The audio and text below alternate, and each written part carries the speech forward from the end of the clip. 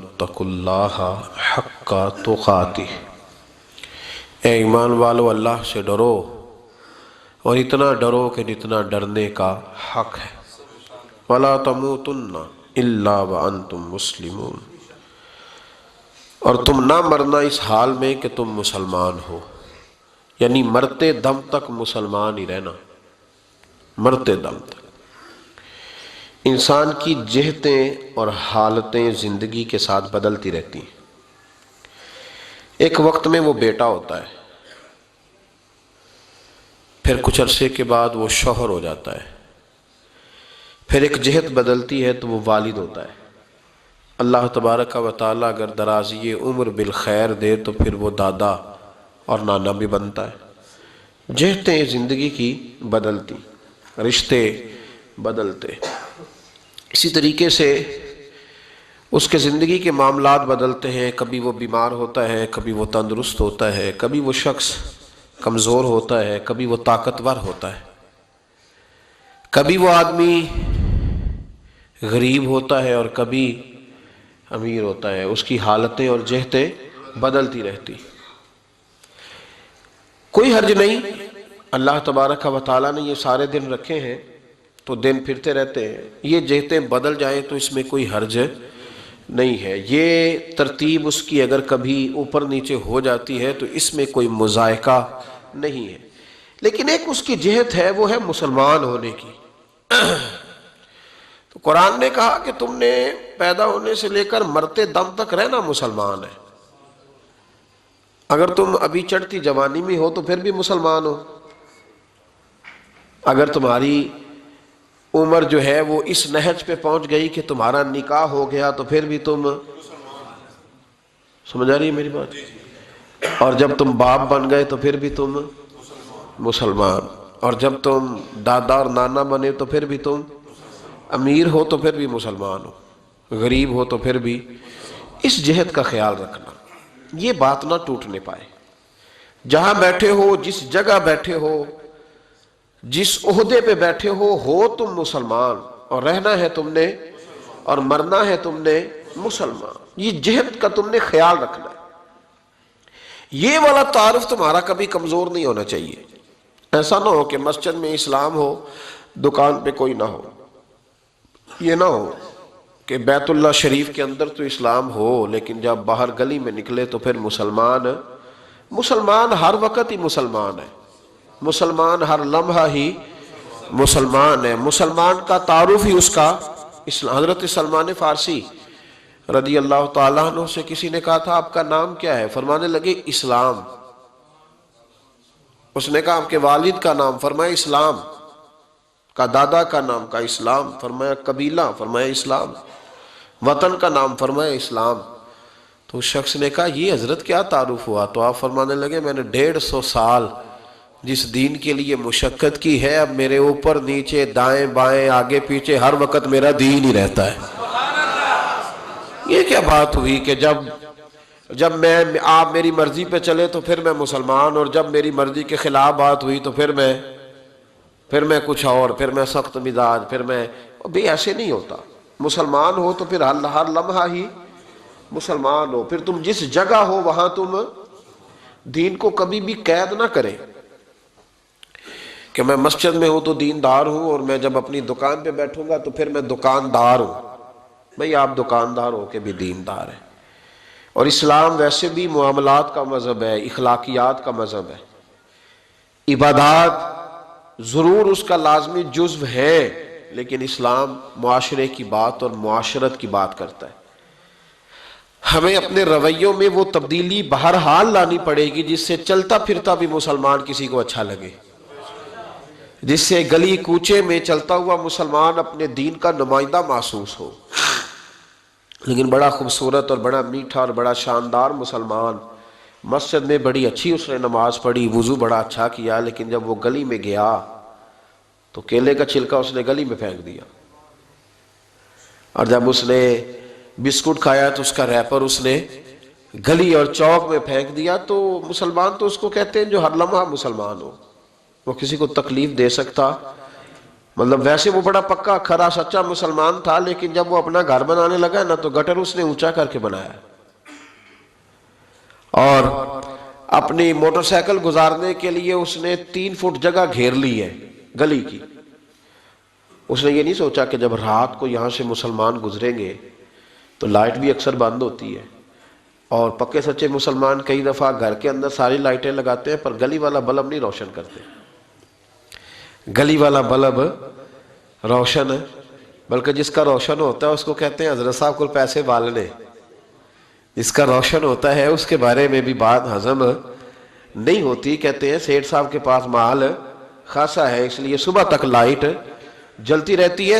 مطلب آپ انداز میں اکثر کہتا ہوں کہ 1.5 کروڑ کا جس کا مکان ہے نا، وہ 10,000 روپیہ گلی میں لگانے کو تیار نہیں ہوتا۔ تو بھئی یہ کون سا مذہب ہے، یہ کون سا دین ہے جس کے اندر آپ، اور واپس آئے گا نا جب یورپ سے گھوم کے، یو کے سے گھوم کے، دبئی سے گھوم کے، تو کہے گا بھئی وہ لوگ نہیں سڑک پہ ریپر پھینکتے۔ تو میرا سوال ہے کہ تم نے وہاں پھینکا تھا؟ جی گاڑی میں سفر کرتے ہیں نا بیرون ملک، ہم پھینکتے ریپر؟ چلے اللہ سب کو مکے مدینے کی زیارت کرائے، تو وہاں پھینک دیتے ہو ریپر، تو یہاں کے کیوں پھینکتے ہو؟ وہاں کوئی گاڑی کے اندر اضافی بکس بنا ہوا ہے ریپر رکھنے کا؟ بولے اسی شاپر میں رکھتے ہیں نا ساری چیزیں، تو اس شاپر میں یہاں نہیں رکھ سکتے؟ لیکن ہمیں مزہ آتا ہے، اور لیکچر بھی ساتھ ساتھ چل رہا ہے، گاڑی کے اندر لیکچر ساتھ ساتھ دے رہا ہے کہ جی وہاں نہیں ایسا ہوتا۔ سبحان اللہ، تو یہاں کیوں ہو رہا ہے؟ کوئی خلائی مخلوق رہتی ہے وہاں؟ یہ گلیاں کس کی ہیں؟ ہماری نہیں؟ سڑکیں کس کی ہیں؟ ہماری نہیں؟ کھیت کھلیان کس کے ہیں؟ ہمارا وطن نہیں؟ کون کیوں کسی کا انتظار کر رہے ہو کہ باہر سے آئے گا تو کوئی خیال کرے گا؟ میرے رسول کریم علیہ السلام کی بارگاہ میں حضرت ابو بردہ رضی اللہ تعالیٰ عنہ حاضر خدمت ہوئے صحابی۔ ہم لوگ سمجھتے ہیں کہ دین بڑے بڑے لمبے چوڑے کام کرنے کا نام مذہب ہے، بڑے بڑے لمبے کام، جناب 450 فٹ کا بور کراؤ، ہر گلی میں اوپر پھٹی لگواؤ کہ یہ فلانے کے سالے ثواب کے لیے ہے، تو یہ بڑا کام ہے۔ یا جناب ایز اے اسپیشل کوئی ہاسپٹل ہی بناؤ تو یہ بڑا کام ہے۔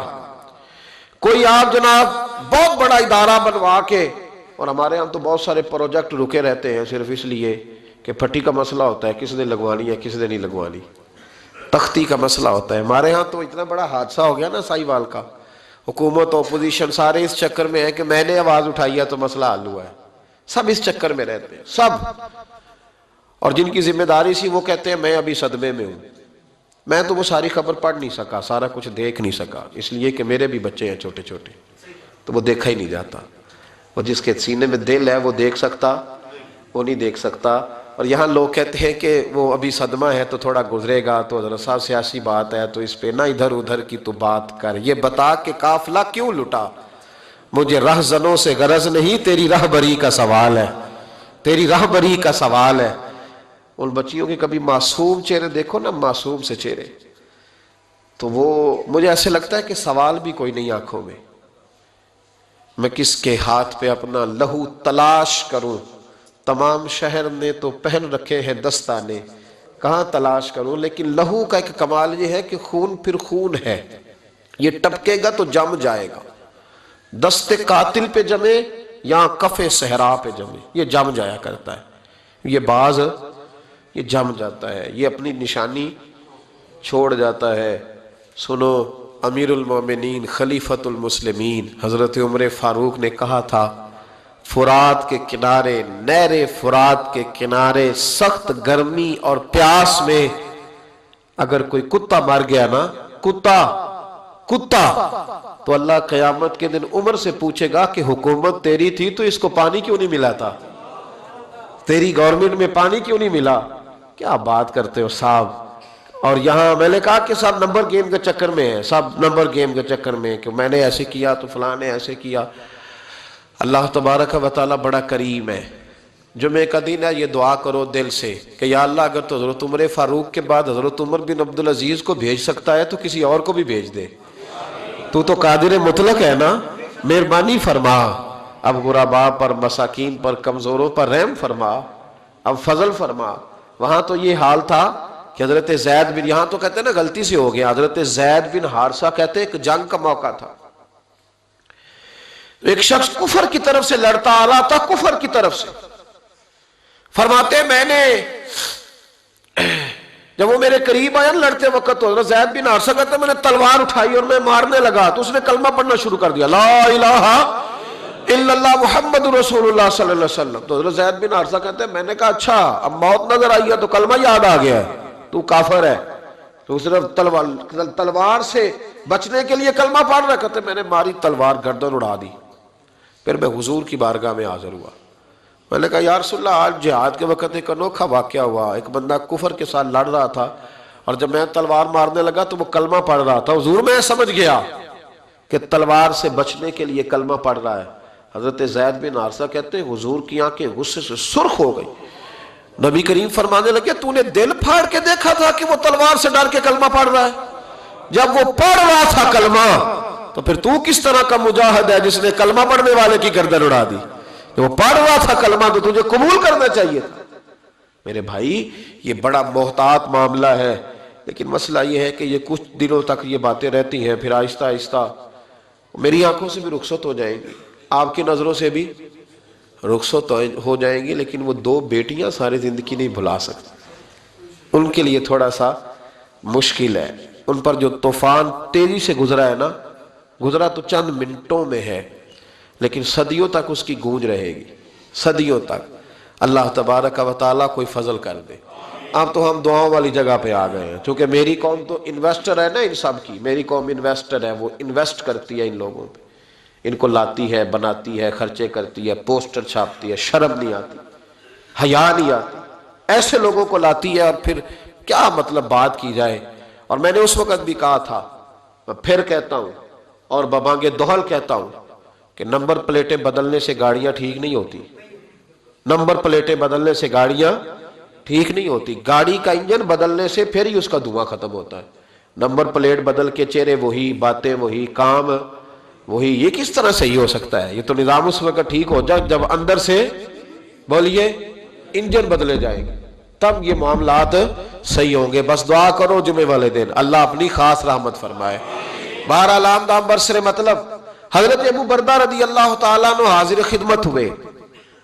عرض کیا یا رسول اللہ صلی اللہ تعالیٰ علیہ وسلم، حضور کوئی کام بتائیں مجھے، میں کروں تو میری دنیا بھی بن جائے آخرت بھی بن جائے. کوئی کام بتائیں، کوئی حکم. آپ فرماتے میری جیب میں پیسے بھی تھے. حضور کہتے تو میں کنواں بھی کھدوا دیتا. سرکار فرماتے تو میں کسی مسجد کی جگہ میں وسعت بھی کر دیتا. کوئی حکم بتائیں تو کہتے حضور نے عجیب حکم بتایا. فرمایا اعزل اذی عن طریق المسلمین. فرمایا ابو بردہ اگر تو نے نفع والا کام کرنا ہے نا جس سے تیری دنیا بھی بنے اور آخرت بھی بنے، تو فرمایا جب تو رستے میں چل رہا ہو نا تو جو چیزیں کسی کو تکلیف دینے والی ہو وہ رستے سے اٹھاتا جایا کر. وہ چیزیں رستے سے، مشکل کام ہے، خاصا مشکل ہے نا جی. رستے سے چیزیں اٹھاتے جایا کر. یہ وہ کام ہے جس سے تیری دنیا بھی بنے گی اور تیری آخرت بھی بنے گی، تجھے نفع ملے گا. تکلیف دینے والی چیزیں رستے سے اٹھا. حضرت خواجہ نظام الدین محبوب الہی رحمت اللہ علیہ کا ایک مرید آیا، کہنے لگا حضور لوگ بڑا تنگ کرتے ہیں، اب میں بھی تنگ ہی کروں گا. ہمارا دعویٰ ہے نا کہ میں اچھے کے ساتھ اچھا ہوں اور برے کے ساتھ، یہ کوئی کمال کی بات ہے. برے کے ساتھ تو سارے ہی برے ہوتے ہیں، اچھے کے ساتھ تو سارے ہی. کمال تو یہ ہے کہ میں اچھے کے ساتھ بھی اچھا ہوں اور برے کے ساتھ بھی اچھا ہوں. یہ کمال ہے. یہ کاہے کا کمال ہے کہ جس طرح کا وہ اس طرح کا؟ یہ کوئی کمال نہیں. میرے بھائی حضرت جناب خواجہ صاحب رحمت اللہ علیہ سے حضرت محبوب الہی سے وہ مرید کہنے لگا حضور آپ ہمیشہ درگزر کی باتیں سناتے ہیں، لوگ تنگ کرتے ہیں. اب میں نے فیصلہ کر لیا ہے کہ جو میرے رستے میں کانٹے بچھائے گا میں بھی اس کے رستے میں کانٹے بچھاؤں گا. تو آپ فرمانے لگے بیٹا نہیں، کوئی کانٹے بچھائے تو کانٹے اٹھا لیا کر. اس نے کہا حضور نہیں میں نے بھی کانٹے بچھانے ہیں. تو آپ فرمانے لگے آدھی سڑک پہ تو نے بچھا دیے، آدھی پہ اس نے بچھا دیے، تو جتنے لوگ گزرے گے سب کے پیر زخمی ہو جائیں گے، پھر تو سارا روڈ کانٹوں سے بھر جائے گا. کوئی اٹھانے والا بھی تو ہونا چاہیے نا، کوئی کانٹے چننے والا بھی ہونا چاہیے. کوئی ایسا شخص موجود ہو جو رستوں کے کانٹے اٹھائے. میرے بھائی راہ کے ہم پر حقوق ہیں، رستے کے ہم پر نبی پاک صلی اللہ علیہ وسلم نے رستے میں بیٹھنے پہ منع کیا، لیکن فرمایا اگر بیٹھنا ہے تو تمہیں 5 کام کرنے پڑیں گے۔ پھر گرمیوں میں جس کا دل کرتا ہے نا کہ کھلی ہوا میں بیٹھوں، بیٹھ لے پر 5 کام کرے، یہ بخاری ہے۔ جس کا دل کرتا ہے نا سردیوں میں گلی میں بیٹھوں دھوپ لوں، تو پھر وہ کتنے کام کرے گا؟ بولیے یا رسول اللہ صلی اللہ تعالیٰ علیہ وسلم کیا کیا کرے تو رستے میں بیٹھنے کی اجازت ہے؟ تو نبی پاک صلی اللہ علیہ وسلم نے فرمایا رستے کا حق ادا کرو، 5 کام کرو۔ یا رسول اللہ کون کون سے؟ فرمایا اگر رستے میں بیٹھنا ہے تو نظریں نیچی کر کے بیٹھو، اس کو بھی اس کو بھی، آنے والے کو بھی اور جانے والوں کو بھی دیکھنے کی تمہیں اجازت۔ رستے میں بیٹھنا ہے تو پھر نظریں نیچی کر کے بیٹھو۔ رسول کریم علیہ السلام نے فرمایا رستے میں بیٹھنا ہے تو دوسری شرط ہے، یہ شرطیں 5 لگائی نبی پاک نے، یہ بخاری ہے۔ فرمایا رستے میں بیٹھنا ہے تو دوسری شرط تمہارے لیے یہ ہے کہ جتنی چیزیں تکلیف دینے والی رستے میں پڑی ہوگی وہ بیٹھنے والے نے اٹھانی ہے۔ اس نے ایک نیا وہاں بیٹھ کے اذیت والا کام نہیں کرنا، بلکہ اس کی ذمہ داری ہے چونکہ رستے میں وہ بیٹھا ہے، تکلیف دہ چیزیں اٹھائے گا۔ اور تیسری شرط نبی کریم علیہ السلام نے فرمایا تم پر ضروری ہے کہ تم نے سلام لینے والے کا جواب جلدی دینا ہے۔ رستے میں بیٹھنا ہے تو سلام لینے والے کا جواب جلدی دینا ہے۔ اور چوتھی شرط یہ ہے کہ تم نے رستے میں بیٹھے بیٹھے نیکی کا حکم دینا ہے اور برائی سے منع کرنا ہے۔ یہ 5 کام کرنے ہیں، پھر تمہیں رستے میں بیٹھنے کی اجازت ہے، یہ رستے کا حق ہے، اس کو ادا کرو تو رستوں میں بیٹھو۔ لیکن اگر صرف غیبتیں کرنے بیٹھنا ہے، اگر معاذ اللہ صرف لوگوں کو دیکھ، اور ہم نے بزرگوں کو یہ کام کرتے دیکھا، ہمارے حاجی ابو داؤد محمد صادق صاحب رحمۃ اللہ علیہ نا گلی سے گزر رہے تھے، سنگی ان کے ساتھ تھے، تو کہتے ہیں کہ ایک بی بی بغیر پردے کے جا رہے تھے، نیکی کا حکم کرنا اور برائی سے بچی کو بغیر پردے کے جا رہی، تو ایسا فرمان لگے پتر پردہ کر۔ بچی کسی امیر گھر کی تھی، کچھ پڑھی لکھی بھی تھی، غصہ کر گئی، پتر پردہ کر۔ اس طرح وہ کیا پتر پردہ کر، مسلمانہ دیاں تیاں پردہ کر دیا نے۔ وہ کہندی بابا جا اپنا کام کر۔ ایسا فرمانے نے پتر میں کام بھی لگا، میرا ہی کام بھی صبح شام، میں کام بھی لگا اور بڑھے بارے میں اور کی کرنا ہے، میرا صبح شام کام یہ جڑا بندہ بندہ کام کرے انہوں چنگا دسنا، تو جڑا چنگا کرے وہ دی استقامت دی دعا کرنا، میں کام ہی لگا ہوا، میری ڈیوٹی یہی ہے۔ تو بچی مسکرا پڑی، کہنے لگی بابا دیا تو جواب ہے پر تیرے لفظوں میں مٹھاس بڑی ہے۔ اس نے اسی وقت نقاب کر لیا۔ رستے میں بیٹھنا ہے تو رستے کا حق بھی ادا کرنا ہے، ڈیوٹی کرنی ہے، ایسے تھوڑی ہے کہ راہ میں بیٹھ جائے۔ ابو داؤد شریف میں حدیث ہے، نبی پاک علیہ السلام کے صحابی حضرت سہل بن معاذ رضی اللہ تعالیٰ، حضرت سہل بن معاذ رضی اللہ تعالیٰ عنہ کہتے ہیں حضور کے ساتھ ایک جہاد پہ گئے، مجاہدین کے ساتھ سامان ہوتا ہے، سامان سفر، کہتے ہیں کہ جگہ ہم نے پڑاؤ کیا تو رستے تھے وہاں، تو رستوں میں تھوڑا تھوڑا صحابہ نے سامان رکھ دیا۔ ہمارے ہاں تو جو آدمی بڑی گاڑی پہ بیٹھا ہو اس کو تو آپ ہارن بھی نہیں دے سکتے، سوال ہی نہیں پیدا ہوتا، اس لیے کہ وہ جس گاڑی میں بیٹھا ہے اس لیول کا اس کا روب ہے نا جناب، اس کو تو آپ ہارن بھی، اور اگر آپ نے دے لیا تو وہ شیشہ نیچے کرے گا تو کہے گا تو جڑی آگ بجھاڑی تو لنگ جانا پہلا، چونکہ وہ اب اس کی مرضی ہے، چونکہ شہنشاہ وقت چڑھے ہوئے ہیں۔ اور پارکنگ کا مسئلہ اتنا خوفناک ہے کہ بڑے بڑے سیانے بندے گاڑی کے پیچھے گاڑی لگا دیں گے، آپ ڈھونڈتے پھریں، اللہ خیر کرے، اس کو پتہ ہے کہ گزرنا ہے، اس کو خبر ہے کہ یہ گاڑی والے کو تکلیف ہوگی لیکن بس گزر جائیں گے۔ شریعت اسلامیہ کے اندر ان چیزوں کی اجازت نہیں ہے، آپ کیسے رستہ روک سکتے ہیں کسی کا؟ یہ رفائی جگہ ہو گئی، ختم ہو گیا معاملہ۔ حضرت سہل بن معاذ رضی اللہ تعالیٰ عنہ فرمانے لگے، یہ ابو داؤد شریف ہے، فرماتے مجاہد تھے، جہاد کرنے گئے تھے تو تھوڑا تھوڑا ہمارے ساتھ سامان تھا، رستوں میں رکھ دیا۔ اس علاقے کے کچھ لوگوں نے آ کے عرض کی، یا رسول اللہ صلی اللہ علیہ وسلم ہمارے رستے تھے، ہم نے گزرنا تھا اور مجاہدوں نے پڑاؤ کیا تو سامان رکھ لیا ہے۔ تو نبی کریم علیہ السلام نے ایک شخص کی ڈیوٹی لگائی، ابو داؤد شریف پڑھ رہا ہوں اس کو یاد رکھنا، حضور نے ڈیوٹی لگائی، فرمایا جاؤ جا کے اعلان کر دو کہ جس شخص نے کسی کا رستہ روکا ہے اس کا کوئی جہاد نہیں، اس مجاہد کا کوئی جہاد، اس کو کوئی ثواب نہیں جہاد، رستہ روک کے کھڑا ہے لوگوں کا، اذیت دے رہا ہے، یہ کون سا جہاد کر، کوئی اس کا تعلق نہیں اس بات سے، اسے کوئی اجر نہیں ملے گا۔ رستے میں کھڑے ہو کے چلے جانا، شادیوں پہ، بیاہوں پہ، جہاں مرضی ٹینٹ لگا لینا، اور اللہ تعالیٰ خیر فرمائے رات کے وقت بڑا لمبا ایک راستہ ہم نے طے کیا، اور جب ہم وہ راستہ طے کر کے ایک جگہ پہ پہنچے تو بجری کا ڈھیر تھا. کیا کر سکتے ہیں آپ؟ کدھر گاڑی جائے گی؟ اور بعض اوقات آپ ایسی جگہ پہ الجھ جاتے ہیں جہاں سے گاڑی بیک بھی نہیں جا سکتی. لیکن وہ جس نے گرائی ہے وہ مالک ہے گلی کا، وہ کہتا ہے 4.5 فٹ میں نے جگہ چھوڑی ہوئی ہے، کسی کی ضرورت ہے جو مجھے کہہ سکے؟ بھئی یہ شارع عام ہے، اب تیری ملکیت خدا کا خوف کر، تھوڑا سا خیال کر. موٹر سائیکل کھڑی کرنے والا اس احتیاط سے موٹر سائیکل نہیں کھڑی کرتا کہ کوئی اگر گزرنا چاہے گا تو اس کے لیے آسانی ہو. ہم سمجھتے ہیں دین تو نماز پڑھنے کا نام ہے، دین تو کالا بکرا ہر جمعرات کو ذبح کرنے کا نام ہے، دین تو اچھی اچھی تقریریں کرنے کا 1.5 گھنٹہ جو ہے وہ محفل سجانے کا نام دین ہے. یہ کون معاملہ ہے جدھر دل کیا جو مرضی کرے؟ اور آپ کہہ نہیں سکتے، سوال نہیں پیدا ہوتا. اگر آپ کہیں گے تو پھر لوگ کہیں گے کہ جناب اتنی کاہے کی جلدی ہے، آپ کو کیا مسئلہ ہے، آپ نے کہاں جانا ہے؟ بس 5 منٹ میں آیا ہوں. آپ تھوڑی احتیاط کریں. میرے رسول کریم علیہ السلام نے بہت بڑی بات ارشاد فرمائی. نبی کریم صلی اللہ علیہ وسلم کے آنے سے قبل جو امتیں تھیں نماز پڑھنے کے لیے مخصوص جگہ تھی، عبادت گاہوں میں لوگ نماز پڑھتے تھے. ہر جگہ نماز پڑھنے کی اجازت نہ تھی. جب حضور تشریف لائے، نبی رحمت صلی اللہ علیہ وسلم آئے تو حضور نے فرمایا لو بھی میرے قدموں کی برکت سے رب نے ساری زمین کو مسجد بنا دیا ہے. اب تم جہاں نماز کا وقت آئے مصلی بچھا کے پڑھ لینا، نماز ہو جائے گی. صرف مسجد میں نہیں، گھر میں بھی، چوک میں بھی، جہاں بھی موقع ملے. لیکن حضور نے فرمایا جہاں سے لوگ گزرتے ہو نا، شارع عام ہو، وہاں تمہیں نماز پڑھنے کی اجازت نہیں. وہاں نماز نہ پڑھنا، سائیڈ پہ ہو کے پڑھنا. ایسی جگہ جہاں لوگوں کو تکلیف نہ ہو. ہمارے جتنے پبلک پلیس ہیں، جتنے مقامات، اور آپ کسی کو کہہ دینا تھوڑی سی یہ جگہ چھوڑ دو تو کہتا ہے یہ نہیں مجھ سے ہو سکتا. اور دیگیں تو ویسے ہی ساری گلیوں میں پکتی ہے. گھر میں چونکہ وہ ظاہر ہے وہ کوئلے ہوتے ہیں، بڑا کچھ ہوتا ہے تو پھیل جاتا ہے.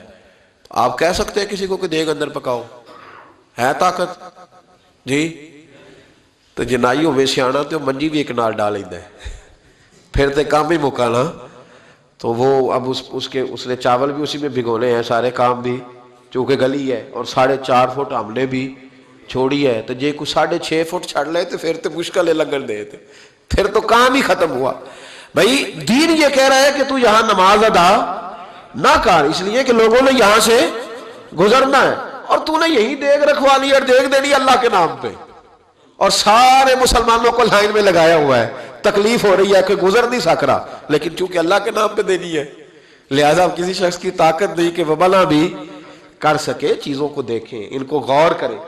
یہ جس دین کے میں اور آپ ماننے والے ہیں، اس دین میں حسن ہی بڑا ہے، اس میں تو وقار ہی بڑا ہے، اس میں تو پیار ہی بڑا ہے، اس میں تو وہ رعنائی ہے، اس میں تو وہ برکت ہے، اس میں تو وہ قرار ہے کہ انسان کی روح ٹھنڈی ہو جاتی ہے. جیسے جیسے الحمدللہ ہم دین پڑھتے جاتے ہیں نا، ہمارا یقین اور مضبوط ہوتا جاتا ہے، ایمان میں اور پختگی آتی ہے. یار اتنا کرم، اتنی عطا، اتنا حسن. حضرت ابو سفیان رضی اللہ تعالیٰ عنہ مکے کے سرداروں میں سے اکیلے تھے جو بوڑھے ہو گئے تھے اور مکے میں رہ گئے تھے. بڑے سردار تھے. کلمہ بھی انہوں نے فتح مکہ کے بعد پڑھا. جناب عمر فاروق کا زمانہ جب آیا تو حضرت عمر گئے مکہ مکرمہ. حضرت عمر فاروق رضی اللہ تعالیٰ عنہ جب پہنچے نا دوبارہ اپنے دور میں، تو جا کے مکے والوں سے پوچھا کوئی مسئلہ تو نہیں؟ تو انہوں نے کہا حضور ایک مسئلہ ہے.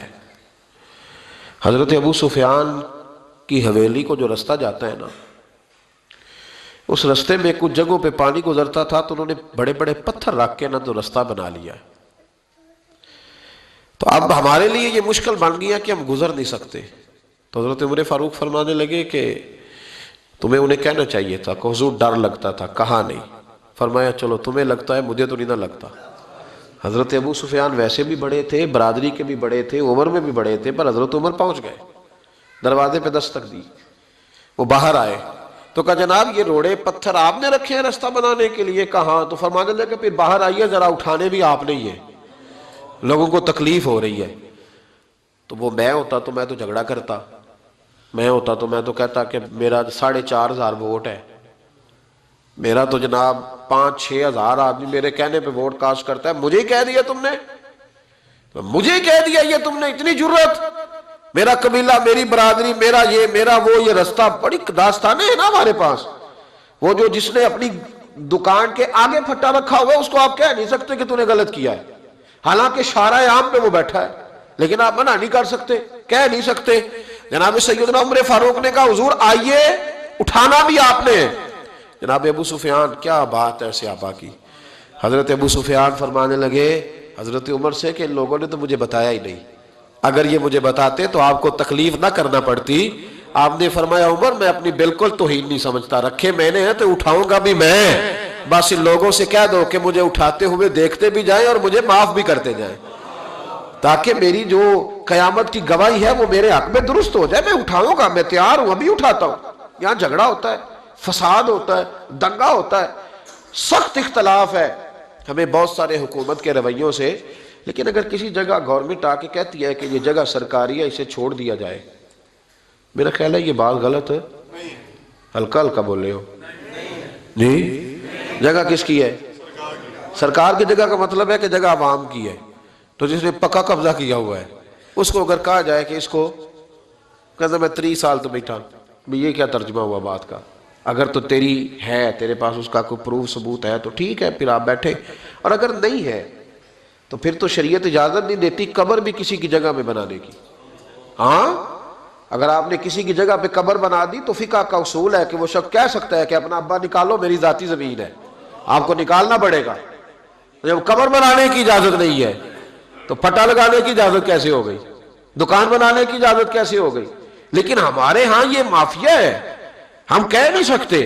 وہ شخص ایک باقاعدہ پلان کرتے ہیں، وہ کہتے ہیں یہ کیسے ہو گیا، میں تو مجھے تو زمانہ بیت گیا۔ بھائی زمانہ، وہ ایک صاحب سے میں نے ایک دفعہ کہا کہ آپ کا وضو ٹھیک نہیں ہے، ٹکنے پہ پانی، تو کہنے لگے کہ مجھے 40 سال ہو گئے نماز پڑھتے میرا وضو ٹھیک نہیں۔ تو میں نے ان سے کہا کہ چاچا جی یہ وضو کا تعلق علم سے ہے، تجربے سے نہیں، کہ تجربہ بڑا ہو گیا تو لہذا میرا کام ٹھیک ہو گیا، اس کا تعلق علم سے ہے، تجربے سے اس کا تعلق۔ تو آپ ساری عمر کرتے رہے پر صحیح کریں گے تو پھر ہی صحیح ہوگا نا، سیکھ کے کریں گے تو ٹھیک ہوگا۔ ہم تجربے کی بنیاد پر اور وقت کی بنیاد پر کہتے ہیں میں ٹھیک چل رہا ہوں، ایسا کبھی نہ کریں بھائی، ان چیزوں پر خاص توجہ دے۔ امام احمد بن حنبل رحمت اللہ علیہ کے پاس ایک شخص پڑھنے آیا کرتا تھا، تو امام صاحب بڑی محبت کرتے تھے، بڑا پیار کرتے تھے، شفقت کے ساتھ۔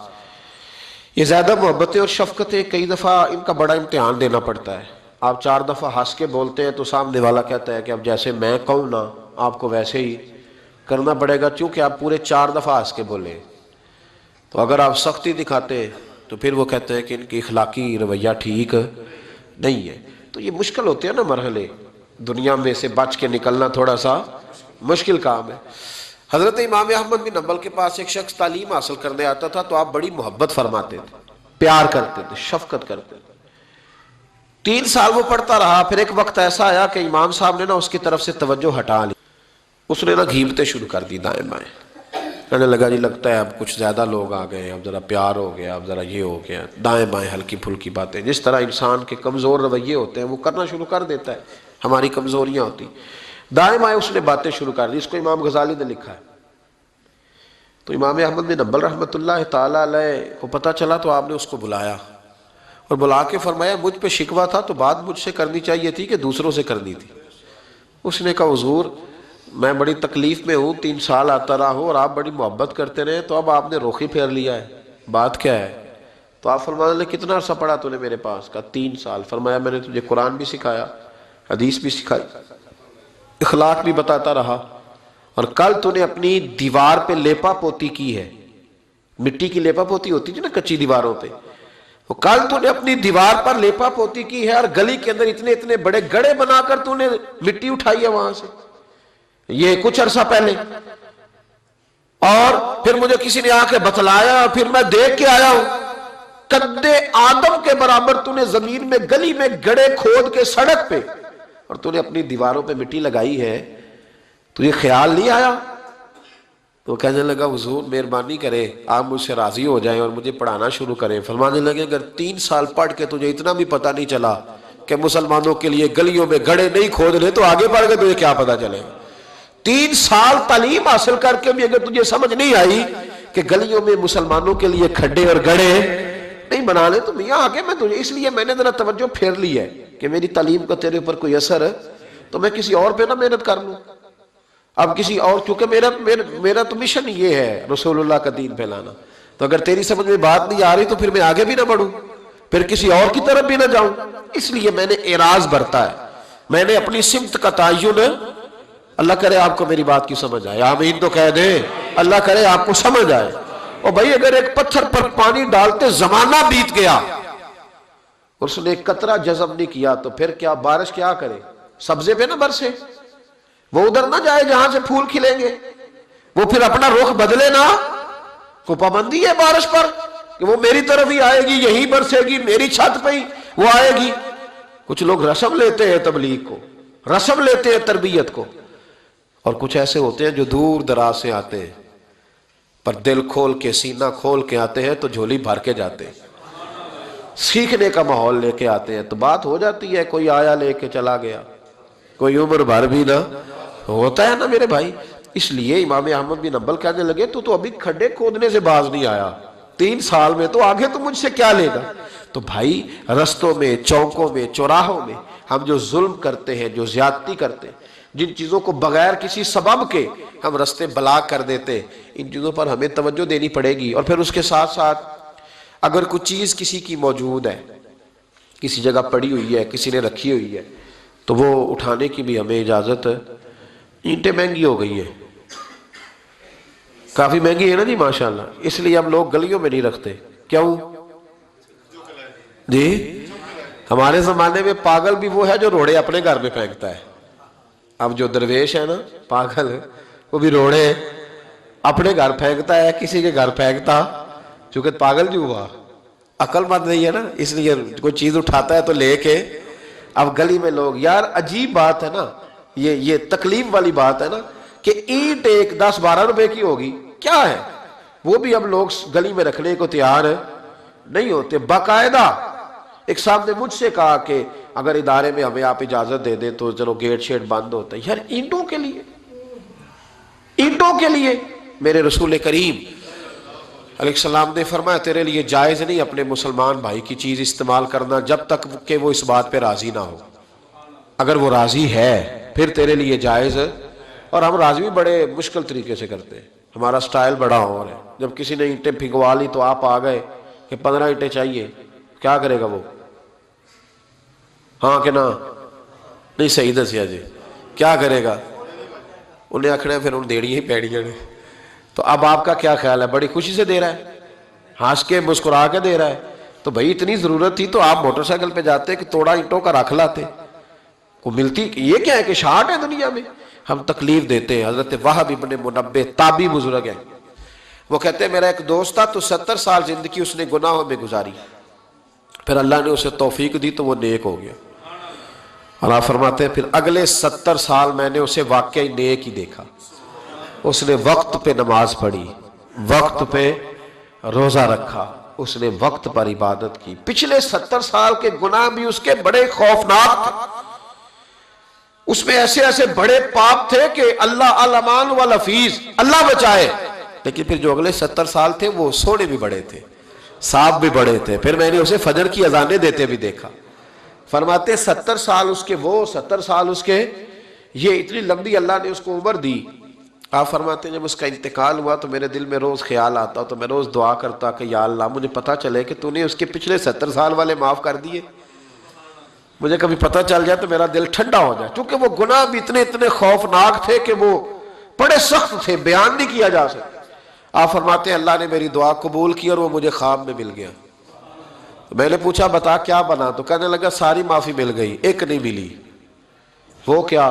کہنے لگے میرے پڑوسی کی چھڑی اس کے دروازے کے آگے پڑی تھی, تو میں ایک رات نکل رہا تھا اپنے گھر سے تو وہ چھڑی میں نے اٹھا لی کہ رستے میں کچھ جانور ستائے نہ.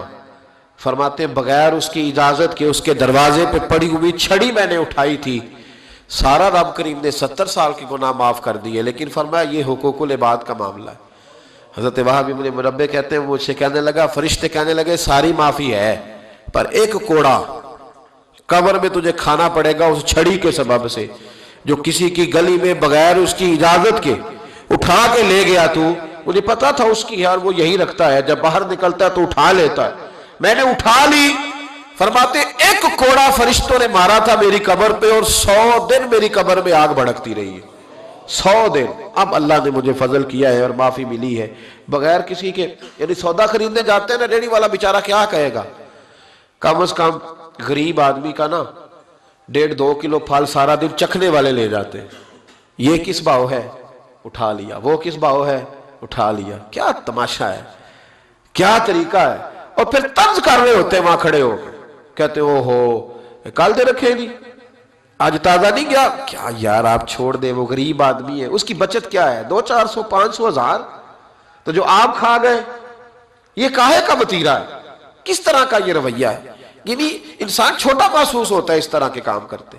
یہ کوئی اس کی پہلوانی نہیں, یہ کوئی اس کی دلیری نہیں, کبھی بھی کوئی چیز. اور پھر یہ تو ہے کسی کی چیز. ایک ہے وقف کی چیزیں, وقف کی چیزیں جو وقف ہے بالکل. یہ ہمارے نہروں پہ درخت ہوتے ہیں تو یہ کس کے ہیں؟ یہ قوم کے ہیں. ہمارے لیے اجازت نہیں کہ ہم جائیں تو وقف چیز سے جا کے مسواک بھی اتار کے لے آئیں. کہ ناراض ہو گیا ہو؟ جی یہ شریعت اس کی بھی اجازت.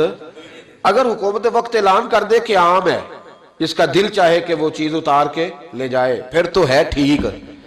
لیکن اگر پابندی ہو کہ آپ نے ان کو اتارنا نہیں. ہم نے تو بہت سارے درخت تو ویسے ہی ختم ہو گئے ملک میں, کہیں کہیں رہ گئے. جس کا دل چاہا اس نے جہاں سے چاہا رات کو کاٹ لیا, ختم ہو گئی بات. وقف چیزوں کو تو ہم نے اپنی ملکیت سمجھ لیا ہے. مسجد کی چیز بھی اگر بیچی جائے گی تو ایک آدمی کو اختیار نہیں ہے, وہ کم از کم 3 لوگ بیٹھیں گے, 2 تو شرعی گواہ ہیں اور تیسرا وہ جو خریدے گا. تو وہ اپنی رضامندی سے, یعنی کوئی چیز اضافی ہو گئی, بڑا اے سی آ گیا تو چھوٹا اے سی بیچنا ہے, تب اس میں بھی کم از کم 2-3 لوگوں کی رائے کا ہونا ضروری ہے. ایسے کسی عام آدمی کو یہ کام کرنے کی اجازت. وقف کا مال جو قومی ہے, ہمارے ہاں تو لوگ حضرت مولا علی شیر خدا کرم اللہ تعالیٰ وجہ الکریم کے بارے میں ہے نا کہ ایک مسجد کو ایک آدمی کوفے کی جامع مسجد سے تیل نکال کے لے جاتا تھا. لوگ تیل رکھ کے جاتے تھے چونکہ بڑے بڑے چراغ مسجدوں میں جلتے تھے. تو جو لوگ جس طرح آج لوگ مسجدوں میں گلے لگے ہوتے پیسے ڈال جاتے, اس وقت تیل ڈال کے جاتے. وہ تیل نکال کے لے جاتا تو دلیل بڑی تگڑی دیتا تھا. بندے کہتے ہو تیل کی مسجد سے نکالتا ہے؟ تو کہتا ہے گھر بھی اللہ کا, بندہ بھی اللہ کا, تم کون ہوتے ہو پوچھنے والے؟ تو اب بڑی پکی دلیل ہے نا جی. وہ نیک روئے تھی, تابی صحابی لوگ تھے, وہ چپ کر جاتے. کسی نے حضرت علی سے کہا حضور یہ دلیل دیتا ہے, فرمانے لگے اب آیا تو مجھے بتانا. تو وہ آیا تو حضرت علی کو بتایا کہ حضور آیا ہے. باہر نکلا تو آپ نے پکڑ کے ستون سے باندھ لیا دونوں ہاتھ. شیر خدا تھے نا, اور علم کے شہر کے دروازے تھے مولا کائنات. ہاتھ میں درہ پکڑا اور 3-4 مارے تو کہنے لگے یہ کیا کر رہے ہو؟ فرمانے لگے بندہ بھی اللہ کا, درہ بھی اللہ کا بنایا ہوا. تو آپ ذرا اللہ کا بندہ تھوڑی مار کھائے نا. تو کہنے لگا حضور معاف کر دے, مجھے کیا خبر تھی کہ علی سے ہی ملاقات ہو جائے گی, اب نہیں کروں گا. ہے نا عجیب فلسفہ ہمارا کہ جی وہ سرکاری ہے جی, ہماری ہے جی. بلکہ لوگ دلیری کرتے ہیں ہمارے ٹیکسوں کی آئی ہے. سبحان اللہ, بڑا تو ٹیکس دیتا ہے, اللہ خیر کرے. بڑے کروڑوں روپے تو نے قومی خزانے میں جمع کرائے, ٹیکس دیتے ہیں جی. ہم کیا مسئلہ ٹیکس دیتے ہو؟ کہتے 10 روپے کٹ دیں میرے موبائل چ جو میں ایزی لوڈ کر. یہ دلیلیں ہیں ہماری نفس کو مطمئن کرنے کے لیے. یہ قوم کا, ملک کا, ملت کا مال, کبھی بھی اس کو ذاتی نہ سمجھے. تھوڑا خیال کریں, تھوڑا احتیاط کریں. بس میں بیٹھا تھا تو ایک صاحب اپنا نام بس پہ شوق ہوتا ہے, یہ بھی نفس پرستی ہے میرا نام, تو میں نے ان کو منع کیا. میں نے کہا اس سے اجازت لے بس والے سے, اور وہ بھی اگر مالک ہوگا تو اجازت دے گا تمہیں نام لکھنے کی, ورنہ مہربانی فرمائیں. ہمارے تو دیندار کہلانے والے لوگ, جہاں لکھا ہوتا ہے نا لاہور اتنے کلومیٹر دور ہے, وہاں پیر صاحب کی فوٹو لگا کے اشتہار لگا دیتے. او خدا کے بندے, رسول پاک علیہ السلام نے فرمایا وہ لعنتی ہے جو رستے کے نشانات مٹاتا ہے. رستے کے جو نشان مٹائے وہ لعنتی. اور پوسٹر لگا دیا وہاں محفل میلاد کا, سیرت النبی کانفرنس کا, درس قرآن. کس نے اجازت دی؟ یہ تو بورڈ لگا تھا کہ اتنے کلومیٹر لاہور رہ گیا ہے اور اس رستے میں آپ کو لوٹنا ہے. ہم کب احتیاط کریں گے؟ بحیثیت معاشرہ ہماری اصلاح کب ہوگی؟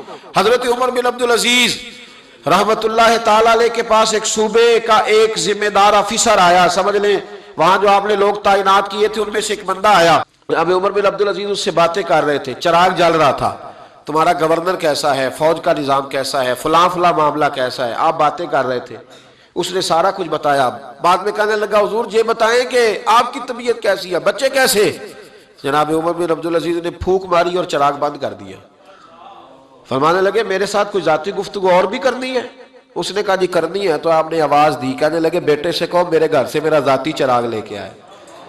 وہ ذاتی چراغ لے کے آیا تو کہنے لگا حضور یہ کیا ہے؟ آپ فرمانے لگے وہ سرکاری چراغ تھا تو اتنی دیر جائز تھا جب تک سرکاری باتیں ہو رہی، اب باتیں تیری میری ذاتی ہیں، اب سرکاری چراغ کی روشنی میں گفتگو ہو سکتی؟ یہ مسلمان